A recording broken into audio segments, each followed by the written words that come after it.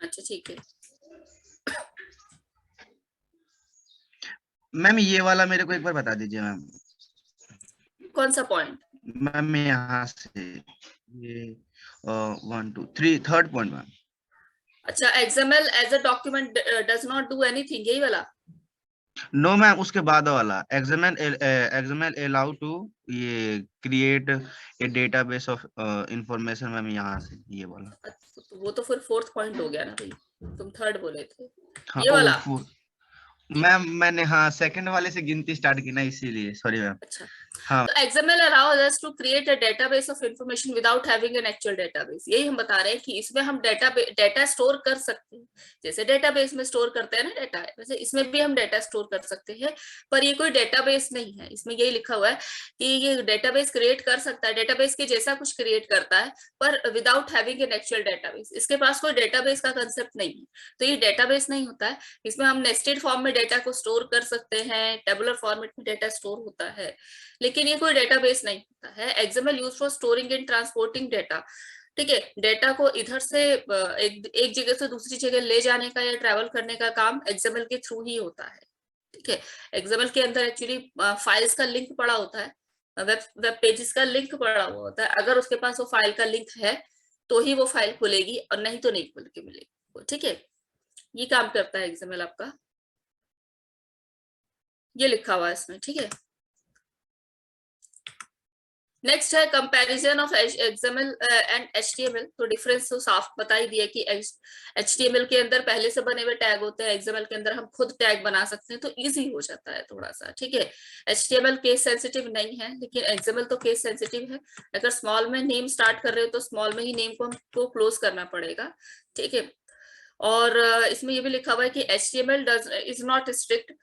अगर आप कोई क्लोजिंग टैग यूज नहीं करते हैं तो एचटीएमएल कोई दिक्कत नहीं करेगा। आपने बॉडी टैग स्टार्ट किया, क्लोज नहीं किया, वो चला लेगा। फॉन्ट टैग स्टार्ट किया, बंद नहीं किया, वो भी चला लेगा। लेकिन एक्सएमएल के अंदर अगर आपने कोई टैग स्टार्ट किया है और उसको बंद नहीं करेंगे तो ये काम नहीं करने देगा आपको। ठीक है, ये है। फिर एचटीएमएल जो होता है आपका मतलब डिजाइनिंग पर्पज से यूज किया जाता है, और वो लुक डिजाइन करता है कि कैसा कोई लुक दिख रहा है। लेकिन एक्सएमएल क्या बताता है कि कैसा डेटा है और उस डेटा को कैसे ट्रैवल करवाना। ठीक है, तो वेबसाइट के लिए आप वेबसाइट में जितने भी पेजेस बनाएंगे, एक एक्सएमएल का पेज जरूर बनाएंगे, मतलब एक्सएमएल का एक ही पेज आप बनाएंगे और उस पर काम करेंगे। ठीक है, ये बना रखा है यहाँ पे एक्सएमएल डॉक्यूमेंट स्ट्रक्चर। तो पहली ये जो लाइन है ये तो इंपॉर्टेंट है, मतलब मस्ट लाइन है ये, इसको तो लिखना ही पड़ेगा। क्वेश्चन मार्क के बाद XML version 1.0 UTF encoding UTF 8, फिर क्वेश्चन मार्क के बाद यही एक लाइन है जो फिक्स है, और ये एक एक्सएमएल टैग है जो फिक्स है। इसके बाद कोई टैग फिक्स नहीं है, बाकी टैग्स आप खुद बनाते हैं। ठीक है, ये लिखा हुआ है इसमें। तो एक्सएमएल प्रोलॉग, पहली जो लाइन है इसको प्रोलॉग कहते हैं। ठीक है, XML document start with the prologue। prologue has following attributes। एक तो इसमें वर्जन है जो 1.0 है, और एक एनकोडिंग है जो UTF-8 है। फिर XML एलिमेंट, ये एलिमेंट का मतलब हो गया टैग, एलिमेंट का मतलब होता है टैग। तो आप टैग्स खुद दे रहे हैं। ठीक है, इसमें आप रूट टैग भी बनाएंगे, इसको रूट टैग कहा गया, मतलब XML वाले को छोड़कर बाकी जो टैग आप बनाते हैं इसको रूट टैग कहते हैं, रूट कह लीजिए या पेरेंट कह लीजिए, ऐसा कोई टैग बनाते हैं, और उसके बाद फिर आप बाकी चाइल्ड टैग उसके अंदर बनते हैं। ठीक है, तो all XML document must have root element and XML document. अगर मान लीजिए किसी एक्सएमएल फाइल के अंदर एक ही टैग है तो वो रूट ही कहलाएगा। ठीक है, वो पेरेंट टैग ही कहलाएगा, पेरेंट और रूट टैग सेम होते हैं। ठीक है, all XML document must have root element and XML document can be described as tree. तो ट्री की तरीके से डिस्क्राइब करते हैं कि भाई पेरेंट है, फिर चाइल्ड है, फिर चाइल्ड है उसके, तो इस तरीके से। तो पहले चाइल्ड को क्लोज करेंगे हम लोग, फिर पेरेंट लास्ट में क्लोज होगा। ठीक है, और इसमें ये भी लिखा हुआ है कि सारे एक्सएमएल डॉक्यूमेंट में मतलब सब एलिमेंट भी हो सकता है, जैसे पेरेंट है, उस पेरेंट टैग है, उसका चाइल्ड टैग भी हो सकता है, उस चाइल्ड का फिर से चाइल्ड टैग हो सकता है, और चाहे तो एट्रीब्यूट भी हो सकता है। ठीक है, नेक्स्ट पेज पे आते हैं। तो ये बना रखे हैं सारे के सारे एक्सएमएल। आपको एक क्वेश्चन दिया जाता है और उस क्वेश्चन में आपको कहा जाता है एक्सएमएल फाइल बनाइए, फिर उसी से रिलेटेड आपको एक डीटीडी फाइल भी बनानी होती है। तो ये वही एक्सएमएल फाइल बना रखी है, देखिए। ओके, एलिमेंट का नाम आप कुछ भी दे सकते हैं, यहाँ वैल्यू डालते जाइए। एट्रीब्यूट्स, एट्रीब्यूट्स वो होता है जो टैग के साथ लगता है, जैसे बुक वन एक टैग है और कैटेगरी एक एट्रीब्यूट है और स्टोरी उसकी वैल्यू है, ठीक है। तो जैसे मुझे नीचे जितनी भी बुक्स के बारे में डिटेल लिखनी है, अब स्टोरी बुक्स ही होंगी सारी की सारी, तो मुझे बार बार मेंशन नहीं करना पड़ेगा कि अच्छा ये स्टोरी बुक है, ये स्टोरी बुक है। एक बार टॉप पे मेंशन कर दिया, वो कॉमन चीज जो सब पे अप्लाई करना चाहते हैं हम, उसको हम एट्रीब्यूट बना के मेन टैग पे अप्लाई कर देते हैं, मतलब मेन टैग के साथ लगा देते हैं, उसको हम एट्रीब्यूट कहते हैं। तो यहाँ पर भी वही चीज लिखा हुआ है। It can also contain empty tags, इसके अंदर एम्प्टी टैग भी होते हैं। एम्प्टी टैग वो होते हैं जो वहीं स्टार्ट होते हैं और वहीं क्लोज हो जाते हैं, हो सकते हैं, जरूरी नहीं है कि आपको बनाना ही है इसमें, ठीक है। तो हो सकते हैं इसके अंदर टैग। नेक्स्ट है कमेंट। एक्सएमएल डॉक्यूमेंट के अंदर कमेंट भी होता है और कमेंट इस तरीके से होता है, एक्सक्लेमेटरी का साइन है, फिर 2 बार ऐसे डैश डालेंगे, फिर कोई कमेंट लिखेंगे, फिर 2 बार डैश डाल के उसको बंद कर देंगे। तो आप ये कमेंट लिखते हैं एक्सएमएल के अंदर, ठीक है। नेक्स्ट है नेमिंग रूल। नेमिंग रूल तो वही कंसेप्ट है जो वेरिएबल को नेम देने का कंसेप्ट होता था, ठीक है। या वेरिएबल में एक चीज और स्ट्रिक्ट थी कि कीवर्ड्स नहीं दे सकते, तो एक्सएमएल में तो कोई कीवर्ड ही नहीं होता है। तो आप किसी भी वर्ड को आप जो है बना सकते हैं एक्सएमएल का टैग, ठीक है। जैसे स्टूडेंट 1 बना दिया आपने, एस कैपिटल रख दिया और S1 बना दिया आपने, तो इस तरीके से हम कुछ भी बना सकते हैं। कुछ रूल्स ये है कि letter, number and other characters हो सकते हैं इसके अंदर, पर ये जो है लेटर और नंबर से स्टार्ट नहीं हो सकते, ठीक है। Must not start with the number, underscore and punctuation symbol, उससे स्टार्ट नहीं हो सकते। एक्सएमएल नहीं टैग बनाएंगे आप, क्योंकि ये ऑलरेडी बना हुआ है, एक्सएमएल का कोई कॉम्बिनेशन नहीं, ठीक है। और फिर इसके अंदर एक स्पेस भी नहीं होना चाहिए, आप उसको जोड़ सकते हैं, अंडरस्कोर के थ्रू जोड़ सकते हैं, ठीक है। कांट कंटेन स्पेसिस ये लिखा हुआ है, कांट कंटेन स्पेसिस, इसके अंदर स्पेस नहीं हो सकता, जैसे वेरिएबल बनाते हैं। फिर लास्ट में ये भी लिखा हुआ है अदर देन दीज, इन सारे रूल्स के अलावा आप किसी भी नाम को, किसी भी वर्ड को आप एक्सएमएल का वो टैग बना सकते हैं। Any name can be used as no word are reserve, इसमें कोई वर्ड रिजर्व नहीं होता, यानी कोई कीवर्ड नहीं है इसमें, ठीक है। एक नंबर में ये भी पूछ लिया जाता है यहाँ पर कि वेल फॉर्म्ड क्या होता है। Well formed XML document, starting से हम वेल फॉर्म्ड पे ही बात कर रहे हैं कि स्टार्ट करते हैं वो खुद बंद भी कर देता है, ठीक है। तो मतलब जितने टैग स्टार्ट किए हैं वो सारे टैग आपने बंद किए हैं, फिर चाइल्ड टैग पहले बंद हुआ है, फिर पेरेंट टैग लास्ट में बंद हुआ है। तो अगर ये कुछ पॉइंट्स हम ध्यान में रखते हैं तो हम लोग वेल फॉर्म्ड डॉक्यूमेंट पे काम कर रहे हैं, वेल फॉर्म्ड एक्सएमएल डॉक्यूमेंट पे काम कर रहे हैं, ठीक है। तो ये सब तो थ्योरी पार्ट था, ऐसे नहीं आता एग्जाम में, तो प्रैक्टिकल पूछा जाता है, मतलब प्रोग्राम लिखने को दिया जाता है। ये रहा नेक्स्ट टॉपिक है हमारा एक्सएमएल का वैलिडेशन, ठीक है।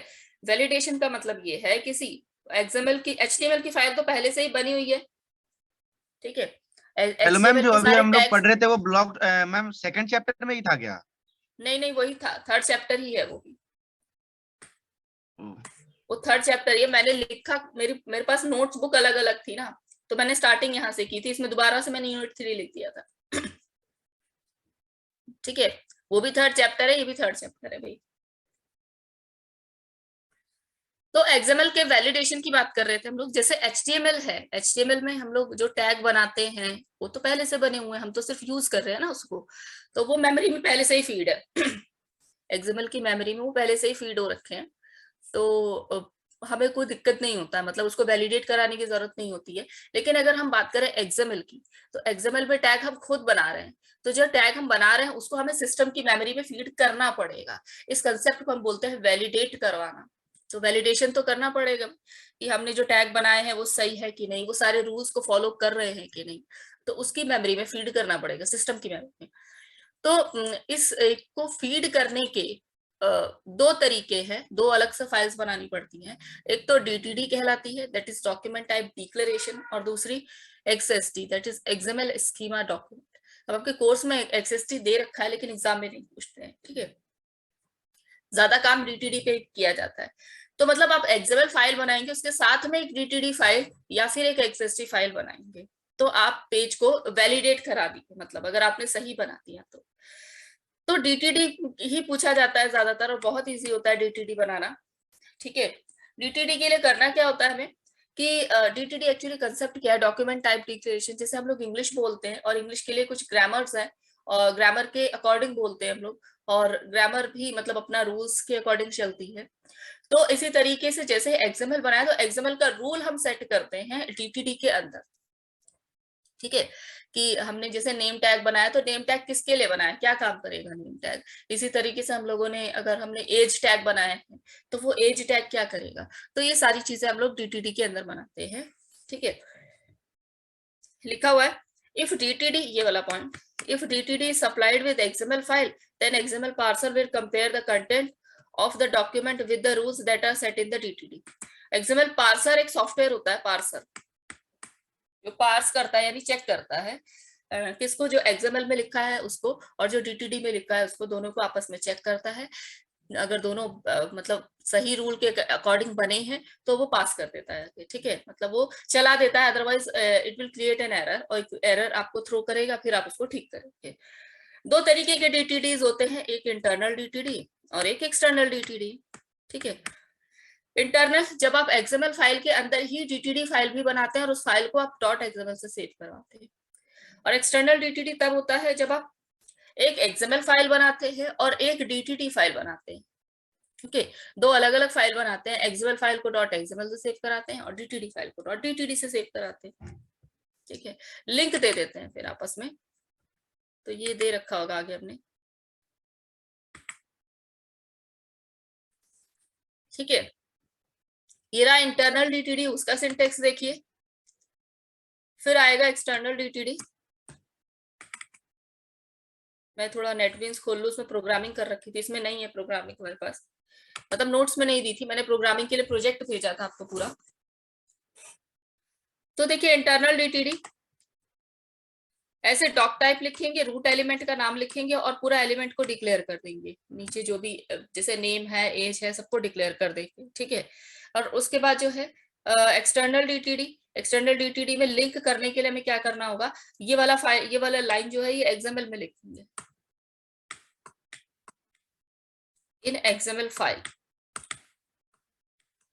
क्या लिखेंगे, डॉक टाइप, फिर उसके बाद लिखेंगे रूट एलिमेंट, जो भी रूट एलिमेंट का नाम होगा, रूट एलिमेंट मतलब पेरेंट टैग का नाम, फिर सिस्टम कैपिटल में लिखेंगे और फिर फाइल का नाम लिखेंगे। इस तरीके से काम करते हैं हम लोग इस पे। ठीक है, नेक्स्ट है एट्रीब्यूट, एट्रीब्यूट भी दिखा देंगे उसमें। तो एट्रीब्यूट के लिए ये थोड़ा सा सिंटेक्स आपको याद करना पड़ेगा एट्रीब्यूट का, क्योंकि एट्रीब्यूट का सिंटेक्स पूछा जा सकता है, थोड़ा सा अलग है, इसलिए एटीटी लिस्ट लिखते हैं जब एट्रीब्यूट डिक्लेयर करते हैं, तो एटीटी लिस्ट लिखते हैं, और जब टैग डिक्लेयर करते हैं तो कैपिटल में एलिमेंट लिखते हैं। ठीक है, एटीटी लिस्ट, फिर उसके बाद यहाँ पर जो है एलिमेंट का नेम लिखते हैं, मतलब किस किस एलिमेंट का एट्रीब्यूट है तो उसका नाम लिखेंगे, फिर एट्रीब्यूट का नाम लिखेंगे। जैसे पीछे हमने करा था बुक और कैटेगरी, बुक वन और कैटेगरी, और इज इक्वल्स टू स्टोरी लिखा था, तो यहाँ पर बुक वन लिख देंगे और यहाँ कैटेगरी लिख देंगे। ठीक है, एट्रीब्यूट के टाइप्स लिखेंगे, जो टाइप आगे हम पढ़ेंगे कितने, तो कौन कौन से होते हैं, और फिर उसके बाद डिफॉल्ट वैल्यू लिख देंगे। तो ये एक बार नेटबीन्स स्टार्ट हो गया है तो उसको चला लेते हैं।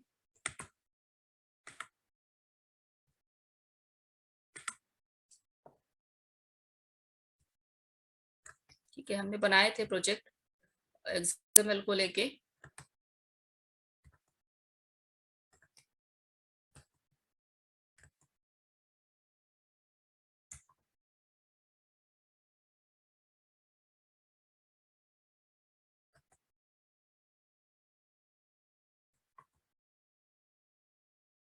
न्यू प्रोजेक्ट खेल रहा है।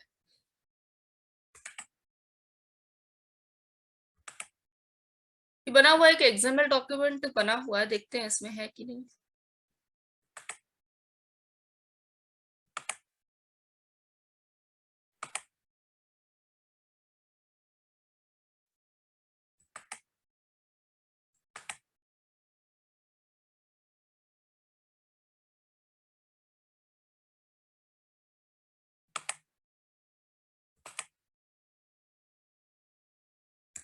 book.xml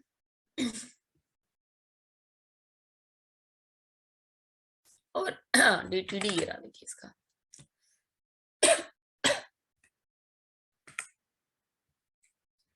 ये रहा, देखिए XML फाइल बनाया मैंने, ये XML के लिए लिखा हुआ है, ये सारा XML के लिए लिखा हुआ है। तो ये वाली लाइन जो है हमने ये DTD फाइल बनाई है हमने, ठीक है। तो बुक डिटेल्स लिखा है मैंने, ये टैग है, ये टैग है, ये इसके अंदर फिर ये 1 2 3 4 1 2 3 4 टैग इसके अंदर है, ठीक है। फिर इसके बाद इसका DTD अगर हम बनाएंगे तो DTD बनाने का तरीका भी आपको बता रखा है। राइट क्लिक करना होगा आपको नेटबीन्स पे और जनरेट DTD पे क्लिक कर देंगे तो अपने आप DTD बना देगा वो। ये रहा इसका DTD फाइल, मैंने प्रीति नाम दिया हुआ है DTD फाइल को, आप कुछ भी नाम दे सकते हैं। नॉर्मली वही नाम होता है जो फाइल का नाम होता है, वही DTD फाइल का नाम होता है। तो देखिए पहले था बुक डिटेल्स, उसके बाद उसके अंदर 4 टैग थे, एक बुक नेम, ऑथर, प्राइस और पेजेस, और वो देखिए ये रहा बुक नेम, ऑथर, प्राइस और पेजेस, ये लिखा हुआ है। और जो टैग आपके जिसके लिए वैल्यू दी गई है उसके लिए यहाँ पे लिखेंगे हम लोग PC data, that is parsed character data, ठीक है। तो बहुत सिंपल है DTD बनाना। एग्जाम में पूछा जाता है, सिचुएशन दे दी जाती है आपको कि इसका आपको XML बनाना और फिर उसी का आपको DTD भी बनाना होता है, ठीक है। अब DTD में कोई डाउट है तो पूछिए। क्लियर है मैम। ठीक है, इसी में एट्रीब्यूट बना देते हैं, तो इसको हटाना पड़ेगा मुझे, और एट्रीब्यूट यहाँ पर बनाते हैं कि जो नीचे बुक लिखी गई है उसकी कैटेगरी मैं यहाँ लिख देती हूँ। मान लीजिए स्टोरी बुक है नीचे। क्लियर है मैम। मैम ऐसे भी देते हैं क्या, जैसे कि एक XML से एक प्रोग्राम भी दे देंगे उसके बाद बोलेंगे मैम DTD बनाने के लिए? हाँ हाँ, वो भी दे सकते हैं, ठीक है। देखिए मैंने यहाँ पर एट्रीब्यूट लिख दिया है, कैटेगरी लिखा है कि नीचे जो बुक डिटेल्स जिसकी है वो आपका स्टोरी बुक है एक्चुअली, तो वो लिख दिया है, ठीक है। ठीक है, तो एट्रीब्यूट भी आ गया। अब एट्रीब्यूट के साथ DTD बनेगा ना, तो जनरेट DTD कर देती हूँ मैं यहाँ पे, और बुक ही नाम दे देते हैं, चलो बुक डॉट DTD इसको कर दिया, और यहाँ पर नाम हम दे देते हैं बुक डॉट DTD। ये रहा भाई, देखो तो एक्स्ट्रा चीजें मैं हटा देती हूँ, हालांकि एक्स्ट्रा चीजें सिर्फ कमेंट है, उससे कोई फर्क नहीं पड़ना चाहिए, बट ठीक है।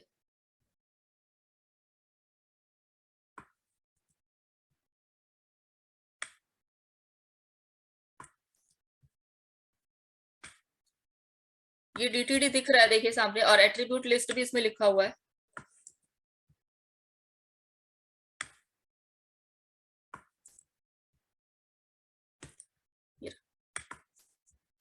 देखिए बहुत सिंपल है।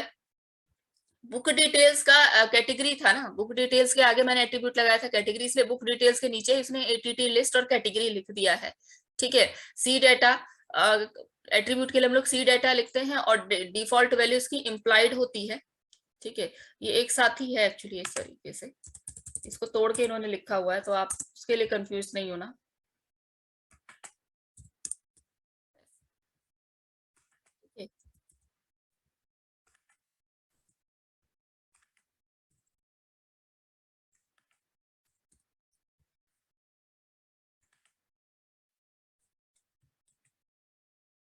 ठीक है, देखिए कुछ अगर डाउट लग रहा है अभी भी तो पूछ सकते हैं।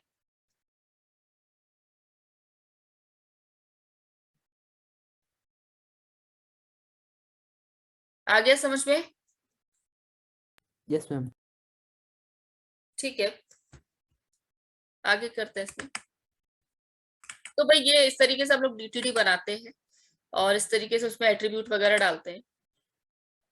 ये लिखा हुआ है देखिए नीचे, ठीक है। डिफॉल्ट वैल्यूज जो इसमें हमने हैश इम्प्लाइड लिखा था वो 3 तरीके की होती है, कभी रिक्वायर्ड लिख सकते हैं, इम्प्लाइड भी लिख सकते हैं, और फिक्स्ड भी लिख सकते हैं, ठीक है। रिक्वायर्ड का मतलब होता है ये लिखा हुआ देखिए, हैश रिक्वायर्ड, ऐसे कैपिटल में ही लिखना है। देन पार्सर, देन यूज, हाँ बोलो बोलो। मैम ये दो टाइप का बताया था ना आपने, एक्सटर्नल और एक इंटरनल मैम। हाँ हाँ, वो तो DTD मैम 2 टाइप का मेरी बताया वॉइस था क्लियर ना। है अभी? मैम मैं बोल हाँ रहा अभी, था कि अभी आपने DTD में, हाँ एक्सटर्नल और इंटरनल मैम। हाँ हाँ, 2 टाइप के बताए थे। हेलो, तो मैम ये अभी जो हमने DTD करा मैम वो किस टाइप वो का था मैम, एक्सटर्नल कौन सा था, टाइप था? एक्सटर्नल था। Okay ma'am. ठीक है, आपको बनाना एक्सटर्नल ही पड़ेगा एग्जाम में, वो इंटरनल के लिए नहीं बोलेंगे। क्योंकि वो या तो एक प्रोग्राम दे देंगे, बोलेंगे आपको सिर्फ DTD बनाना है, तो ऑब्वियसली एक्सटर्नल ही बनाएंगे। और अगर आपको वो एक सिचुएशन दे देते हैं, फिर बोलते हैं इसका XML और DTD दोनों बनाइए, तो उस केस में भी आप एक्सटर्नल ही बनाते हैं। ठीक है, सिंटेक्स दोनों के सेम होता है, सब कुछ सेम होता है, बस वही चीज आप ले जाके उसी XML फाइल में पेस्ट कर दीजिए, आप उसी पे काम कर रहे हैं। ठीक है, तो 3 तरीके के डिफॉल्ट वैल्यूज होते हैं एट्रीब्यूट के, एक होता है हैश रिक्वायर्ड, एक इम्प्लाइड और एक फिक्स्ड। ठीक है, रिक्वायर्ड जब हम लगाते हैं, then user it force to specify the value, otherwise parser will throw an error. तो एक वैल्यू देनी पड़ती है, वैल्यू जैसे कि category is equals to story, तो स्टोरी मुझे देना पड़ेगा वहां पर। ठीक है, हमेशा। तो वो रिक्वायर्ड के लिए वो रिक्वायर्ड पे काम करता है। इम्प्लाइड का काम होता है कि अगर आप वैल्यू नहीं भी दे रहे, माने स्टोरी आपने नहीं भी लिखा है वहां पे वर्ड, तो भी वो काम चला लेगा। तो ये छोटे लेवल पे काम करता है, एकेडमिक लेवल पे काम करता है, लेकिन प्रोफेशनल लेवल पे चीज काम नहीं करती है, इम्प्लाइड वाला नहीं करता है। ठीक है, क्योंकि वो कहता है कि वैल्यू देनी ही पड़ेगी, कोई एट्रीब्यूट तभी तो दिया गया है ना जब उसकी वैल्यू देंगे, बिना वैल्यू के एट्रीब्यूट थोड़ी ना सही लगेगा। तो इसलिए रिक्वायर्ड और फिक्स्ड वहां दोनों चीजें यूज होती हैं। फिक्स्ड क्या होता है कि आपको यहाँ एक वैल्यू देनी पड़ेगी। ठीक है, तो इनकेस अगर आप वैल्यू देना भूल गए हैं, तो ये वैल्यू खुद ही डाल देगा, वो फिक्स कर देगा कि सब स्टोरी बुक ही आएगा, मतलब जितने भी एट्रीब्यूट्स आप बनाए हैं सब में स्टोरी बुक ही आएगा। जैसे आप लोगों ने पढ़ा होगा डिफॉल्ट वैल्यूज का कंसेप्ट डेटाबेस में, जब DBMS पढ़ाया गया होगा आपको BCA 3 में, उसमें बताया गया होगा कि एक डिफॉल्ट होता है करके। उसमें क्या होता है कि मान लीजिए मेरी कंपनीज में जितने भी एम्प्लॉयज है, सबकी कुछ कुछ अलग अलग सैलरी, लेकिन मिनिमम वेज कितना है, तो 5000 मैंने लिखना है। ठीक है, तो मैंने क्या किया कि बहुत सारे लोग ऐसे हैं जो 5000 जिनको कम से कम मिलता ही है, तो उनकी एंट्री नहीं की, मैंने डिफॉल्ट सेट कर दिया 5000। ठीक है, जब मैंने डिफॉल्ट सेट कर दिया 5000, तो वो अपने आप सिस्टम उठा लेगा वहां से 5000 की, भाई इस बंदे की सैलरी सेट नहीं है तो इसकी 5000 की होगी। तो वो डिफॉल्ट वाला कंसेप्ट यहाँ पर भी है फिक्स्ड में। यहाँ पर स्टोरी पहले से ही लिख दिया गया कैटेगरी में, तो अब जब भी आप यूजर देना भूल जाएगा या नहीं देगा, तो फिक्स स्टोरी ये अपने आप वहां पर डाल देगा। ठीक है, तो ये फिक्स्ड के थ्रू होता है, लेकिन आपको एग्जाम में इम्प्लाइड ही लिखना है, क्योंकि हमारे कोर्स में इम्प्लाइड दे रखा है, और एकेडमिक लेवल पे, छोटे लेवल पे हम लोग इम्प्लाइड पे ही काम करते हैं। ठीक है, ये एट्रीब्यूट था भाई DTD का। फिर आते हैं सिंबल्स यूज हुए हैं DTD में, जैसे प्लस यूज हो जाता है, स्टार यूज हो जाता है। तो इसका क्या मतलब है? प्लस का मतलब होता है एटलीस्ट वन और मल्टीपल अकरेंसेस। ठीक है, कहां पर यूज हो रहा है? ये इसमें यूज हो रहा होगा, देखिए ये रहा, ये रहा, देखिए सिंबल ऊपर स्टार दिख रहा होगा, ये एक स्टार दिख रहा है, एक सिंबल तो ये है, फिर दूसरा सिंबल ये पाइपलाइन का है, 2 सिंबल तो यही यूज हो रहे हैं। ठीक है, ये 2 सिंबल जब यहाँ यूज हो रहे हैं, तो बाकी 2 सिंबल भी यूज होते हैं। उनका क्या काम होता है? वो सारे 4 सिंबल मिलके DTD में काम करते हैं।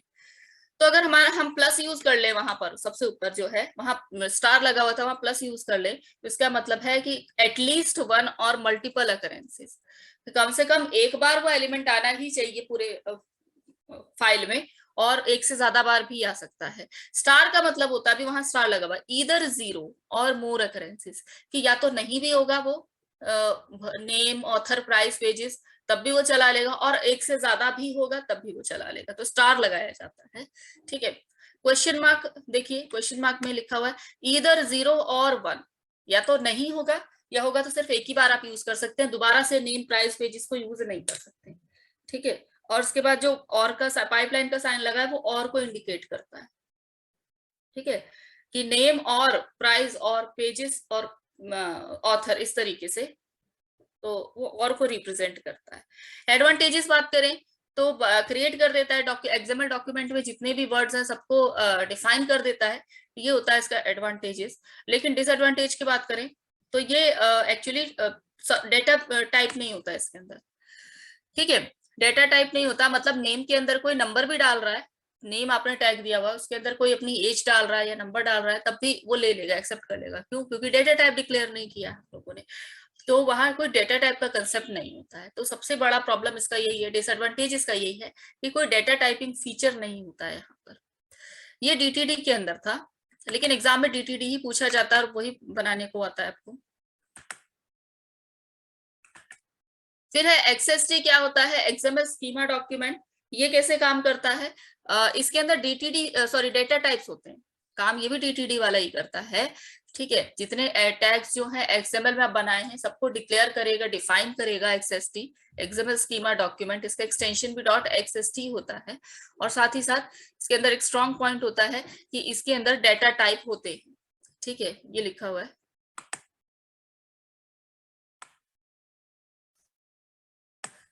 तो डेटा टाइप्स इसके अंदर होते हैं, तो वो ज्यादा और प्रिसाइज बन जाता है इसमें आपका डॉक्यूमेंट, कि नेम के अंदर आप कोई सिर्फ नेम या अल्फाबेट ही डाल सकता है, नंबर नहीं डाल सकता। तो ये इसका प्लस पॉइंट होता है XST का। माने कि एक मेन डिफरेंस DTD और XST में यही है, काम दोनों सेम करते हैं, लेकिन वैलिडेट कराने का सेम करते हैं काम, लेकिन डिफरेंस यही है कि DTD के अंदर डेटा टाइप्स नहीं होते हैं और XST के अंदर डेटा टाइप्स होते हैं। ठीक है, फिर इसका भी मैंने बना रखा है पेज, ये यहाँ पे बना रखा है, तो देख लीजिएगा कैसे बना हुआ। जितने भी टैग्स हैं सबको सीक्वेंस, फिर एलिमेंट नेम, फिर कॉम्प्लेक्स टाइप ऐसे करके डिक्लेयर किया हुआ है। ठीक है, और पर ये एग्जाम में नहीं पूछा जाता है, बट ठीक है, एक बार एग्जाम देख लेना जब बना हुआ है सामने तो। 26 ठीक है। नेक्स्ट टॉपिक है XML का नेम स्पेस, जिसको हम लोग XML NS भी स्मॉल में बोलते हैं, स्मॉल में ऐसे लिखते हैं इसको। नेम स्पेस का कंसेप्ट ये है कि दो नेम जब सेम हो जाते हैं, ठीक है, तो एक नेम कन्फ्लिक्ट का प्रॉब्लम आता है। ठीक है, जैसे दो नेम, दो वर्ड जिनका सेंस अलग है लेकिन वर्ड सेम है, जैसे टेबल, तो टेबल कौन सी वाली टेबल भाई? फर्नीचर वाली टेबल या टेबुलर फॉर्मेट वाली टेबल हम लिख रहे हैं। ठीक है, तो इस तरीके से, या टाइटल लिखा है तो हम लोग पर्सन का टाइटल लिख रहे हैं, like doctor, engineer, mister, miss, ये पर्सन के लिए टाइटल हो गया। और बुक का टाइटल, तो हम लोग तो सिर्फ टाइटल ही डिक्लेयर करेंगे ना, टाइटल वर्ड ही बनाएंगे, क्योंकि यहाँ पे वर्ड हम बना रहे हैं, यानी टैग हम खुद बना रहे हैं, पहले से तो बने हुए नहीं है ना। तो जब हम खुद टैग बना रहे हैं तो सिचुएशन आ सकती है कि नाम कन्फ्लिक्ट कर जाए, मतलब नेम मैच कर जाए लेकिन सेंस अलग अलग हो। लेकिन जब सेंस अलग होगा और नाम ही एक होगा तो DTD जो है सिर्फ एक ही बार उस चीज को, नेम को डिक्लेयर करेगा या टाइटल को एक ही बार डिफाइन करेगा। ठीक है, अलग अलग सेंस में अलग अलग बार डिफाइन नहीं करेगा। तो ऐसी प्रॉब्लम से बचने के लिए कंसेप्ट लगाया जाता है XML नेम स्पेस का। ठीक है, ये लिखा हुआ है, name space provides a method to avoid element name conflict. Name conflict क्या होता है? Element name in XML, element name are defined by the developer, तो डेवलपर ही नेम बता रहा है। The often result in a conflict when trying to mix with XML document from different XML application। एक XML file को दूसरे XML file से जब आप मिक्स करते हैं तो ये प्रॉब्लम आने के चांसेस हैं। जैसे मैंने बुक को मिक्स किया पर्सन के साथ, तो भाई बुक के अंदर भी टाइटल है जो बुक का नाम होता है, और पर्सन के अंदर भी टाइटल होता है जो पर्सन का टाइटल होता है, like mister, miss, engineer, doctor. इस तरीके से जब हम उसको मैच करेंगे तो टाइटल पे दिक्कत आ सकती है। तो हमें नेम स्पेस डिक्लेयर करना पड़ेगा ऐसे, रूट एलिमेंट का नाम लिखेंगे, फिर XML NS लिखेंगे, बी, मतलब जैसे डेटाबेस मैनेजमेंट में पढ़ा होगा आपने कि एक एलियास डिफाइन करते थे। जब टेबल ज्वाइन करने जाते हैं ना हम, तो क्या करते हैं, डिपार्टमेंट का बहुत बड़ा स्पेलिंग है, एम्प्लॉय का बहुत बड़ा स्पेलिंग है, इस तरीके से स्टूडेंट डिटेल्स का बहुत बड़ा स्पेलिंग है, तो हम लोग ना इसको एक छोटा छोटा पेट नेम दे देते हैं। आप यस लोगों मैम, ने जैसे किया भी होगा। EMP हो गया, एम्प्लॉय का मैम कर देते थे। हाँ हाँ, उसको एलियास बोलते हैं। वही एलियास यहाँ पर दिया मैंने कि book.xml को मैं B से रिप्रेजेंट करूंगी और person.xml को मैं P से रिप्रेजेंट करूंगी। ये B और P हमने दिया हुआ, मतलब जैसे वेरिएबल का नेम डिक्लेयर करते हैं वैसे ये भी डिक्लेयर हुआ है। तो जहां B और टाइटल लिखा होगा, ठीक है, वो उसका मतलब है बुक का टाइटल, और जहां P और टाइटल लिखा होगा उसका मतलब है पर्सन का टाइटल। ठीक है, तो ये नेम स्पेस की वजह से हुआ, क्योंकि नेम स्पेस पे हमने दे दिया, नेम स्पेस में डिक्लेयर करते हैं वो पेट नेम। ठीक है, तो ये नेम स्पेस का कंसेप्ट था भाई। उसके बाद लास्ट टॉपिक ये है कि XML के साथ भी CSS लगा सकते हैं। CSS भी पढ़ा हुआ है आपने, कैसे बैकग्राउंड कलर और ये सारी चीजें, और XML के साथ XML भी पढ़ा हुआ है। अब XML को CSS के साथ मर्ज कर दीजिए, ये रहा मर्ज करने का तरीका। ऐसे लिखना होगा भाई, ये सिंटेक्स लिखा हुआ देखिए। ये जो मैं बॉक्स बना रही हूँ जिसपे, ये पूरा एक सिंटेक्स है। ऐसे XML स्टाइल शीट लिखेंगे, टाइप लिखेंगे, टेक्स्ट CSS। HRF में CSS फाइल का नहीं, नीचे ये रहा CSS फाइल, वो आप देना जानते हैं। हर टैग पे आप स्टाइलिंग दे सकते हैं, बैकग्राउंड कलर दे सकते हैं, बॉर्डर लगाना है बॉर्डर लगा सकते हैं, ये सारी चीजें, ठीक है। CSS are also applied to XML file. CSS XML file के साथ अप्लाई किया जा सकता है, उसको हम बोलते हैं XML और CSS का कंसेप्ट। हेलो ठीक है, मैम। हाँ बोलो। मैम सपोज अगर पेपर में ऐसे आ गया कि मतलब बिल्कुल ऐसे ही प्रोग्राम आया मैम, XML को CSS के साथ मर्ज किया हुआ आया, और फिर मैम उसका DTD बनाने को बोल दे, तो मैम कैसे करेंगे मैम? आपको सिर्फ XML ही देखना है ना, DTD तो अलग से, सॉरी CSS तो अलग से बना हुआ होगा, आपको CSS पे काम नहीं करना है, आपको XML फाइल देखनी है। आपको तो ये रहा XML का DTD बनता है ना, तो स्टूडेंट है उसको डिक्लेयर कीजिए, नेम को डिक्लेयर कीजिए, एज को डिक्लेयर कीजिए। मतलब उसमें मैम CSS का कोई उसका, यूज नहीं है, हाँ, उसमें मतलब कोई DTD? CSS का रोल नहीं होगा, कोई रोल नहीं होगा उसमें CSS का, ठीक है। तो इस तरीके से काम करते हैं हम लोग। CSS हमें देखना ही नहीं है, मतलब ये DTD बनाते टाइम हमें सिर्फ XML को ही देखना है, ठीक है। तो ये था भाई आपका थर्ड चैप्टर। इसके बाद, हाँ, इसके बाद नहीं है कोई पेज इसमें।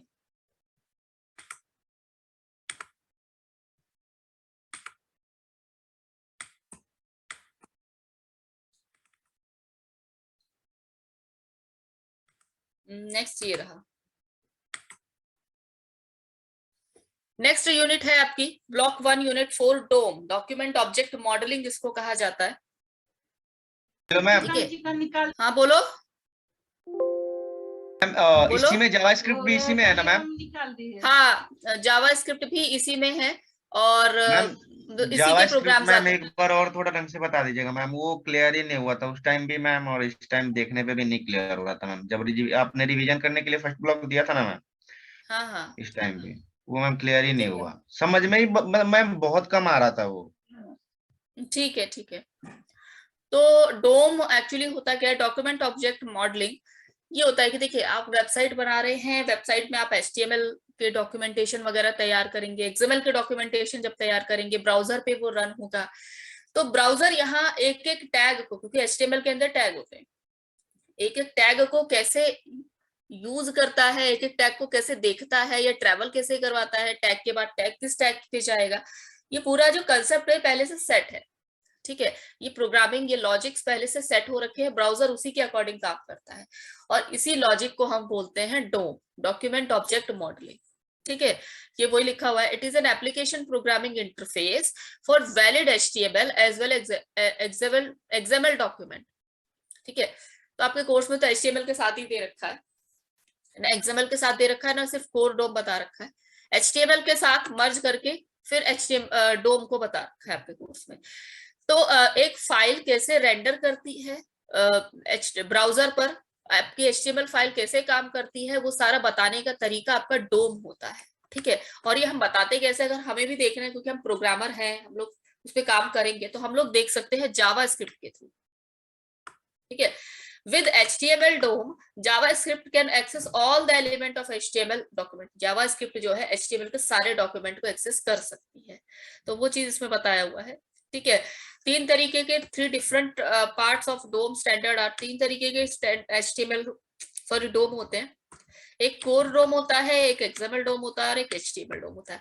आपके कोर्स में डोम को HTML के साथ ही दे रखा है, तो HTML डोम में कंसेप्ट ये है कि HTML के अंदर टैग होते हैं, फिर टैग के अंदर अदर टैग्स और होंगे, कुछ एट्रीब्यूट्स होंगे, तो उसको आप ट्री की तरीके से दिखा देते हैं, तो आप एक डोम ट्री तैयार कर चुके होते हैं, ठीक है। ये रहा डोम ट्री। अरे पेज के 1 के बाद 10 आ गया, 1 के बाद 2 नहीं आया, ये रहा। होने वाली है मैम, मीटिंग खत्म हाँ होने वाला है मैम, हाँ, ठीक है। हाँ, तो 1 दोबारा से मिनट स्टार्ट और। कीजिए,